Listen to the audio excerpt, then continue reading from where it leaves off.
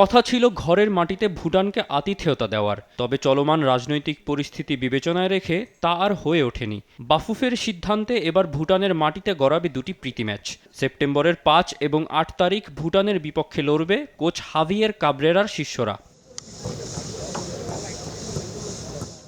FIFA র্যাঙ্কিংয়ে বাংলাদেশের চেয়ে দুধাপ এগিয়ে ১৮২তম স্থানে আছে ভুটান। নামে প্রীতি ম্যাচ হলেও বাংলাদেশের কাছে বেশ গুরুত্বপূর্ণ, কেননা ভুটানের বিপক্ষে জিতলে র্যাঙ্কিংয়ে উন্নতি তো হবেই, তার সাথে এএফসি এশিয়ান কাপের কোয়ালিফায়ারেও তুলনামূলক শক্ত প্রতিপক্ষ এড়ানো সম্ভব বাংলাদেশের জন্য। র্যাঙ্কিংয়ে ওরা ভুটান আমাদের থেকে এগিয়ে, এবং আমাদের মূল চ্যালেঞ্জটাই হবে ওদেরকে আমরা এই ম্যাচগুলো জিতে অথবা ড্র যেটাই হোক, আমাদের সেই সিরিজ এখানে আমাদের ওদের থেকে পয়েন্ট নিতে হবে। পয়েন্ট নিলে যেটা হবে আমরা ওদের থেকে এগিয়ে যাব। সাফের একটা ব্যাপার আছে এবং এশিয়ান কোয়ালিফাইংয়ের একটা ব্যাপার আছে। সো ওই রাউন্ডগুলোকে আপনি যদি ভালো করতে চান, ভালো পটে থাকতে চান, পট 3-তে থাকতে চান মূলত, তাহলে আপনাকে কিন্তু এই ম্যাচগুলোকে বেরিয়ে আসতে হবে। ভুটানের মাটিতে স্বাগতিকরা খুবই কঠিন প্রতিপক্ষ, সেখানকার কন্ডিশনে খাপ খাওয়ানো কঠিন খেলোয়াড়দের জন্য। তবে জয়ের জন্য মরিয়া থাকবে লাল সবুজের প্রতিনিধিরা। ফুটবল দলের অনুশীলন শেষে এমনটা জানান কাবরেরার সহকারী কোচ মামুন। দল হিসাবে ভুটান কিন্তু তার মাটিতে আপনারা জানেন সবসময় ভয়ঙ্কর। অতীতে আমাদের এই ধরনের বাজে রেজাল্ট মানে হয়েছে।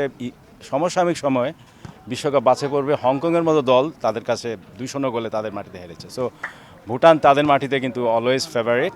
সো আমাদের চ্যালেঞ্জ হবে সেটাই, যে ওদের মাটিতে গিয়ে ওদেরকে হারানো, বা আমরা আমাদের যে প্রস্তুতি আছে সেটা নিয়ে সর্বোচ্চভাবে আমাদের দলকে গুছিয়ে নিয়ে যাওয়া। মোটামুটি যারা আছে অনূর্ধ্ব-20 তারা জানেন, এখানে আপনি যদি রাহুলের কথা বলেন বা তপু বলেন বা চন্দন বলেন, যারাই আছে তারা কিন্তু আমাদের গেম মডেলটা জানে।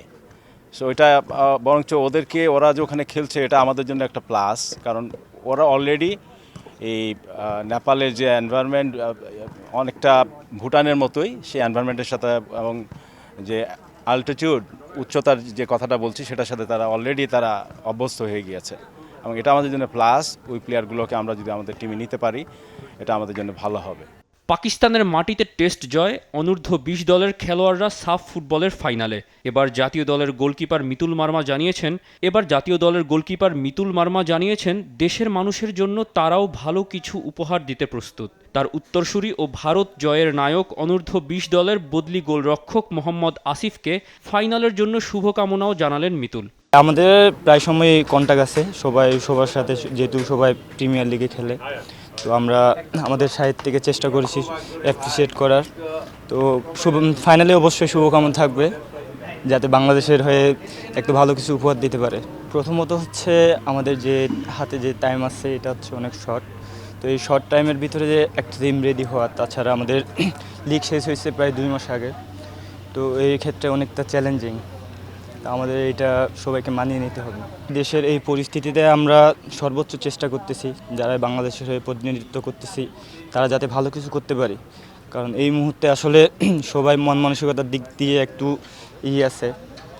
তো এই ক্ষেত্রে হচ্ছে আমাদের বাংলাদেশের যে অনূর্ধ্ব-20 যে ফাইনালে উঠছে, এটা অনেক আমাদের জন্য গুড সাইন।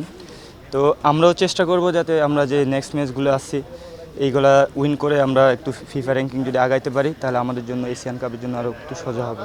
জাতীয় দলের চূড়ান্ত দল ঘোষণা হবে 29 আগস্ট। একদিন পর স্বল্প প্রস্তুতি নিয়ে ভুটানে যাবে জামাল ভুঁইয়ার দল।